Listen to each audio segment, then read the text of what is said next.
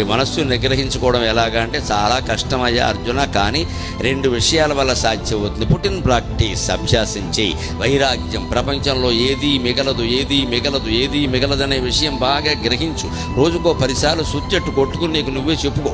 1 వైరాగ్యం, 2 అభ్యాసం. అది చెయ్యాలి. అది లేకపోతేనే ఇవన్నీ వస్తాయి. ఏకమేవా అద్వితీయం బ్రహ్మ అంటే అర్థం. ఈ భావనలో మనం ఉంటే ఏ దుఃఖము రాదు మన దగ్గర. శరీరమే మంది కానప్పుడు శరీరానికి వచ్చే దుఃఖాలు మనవి ఎలా అవుతాయి?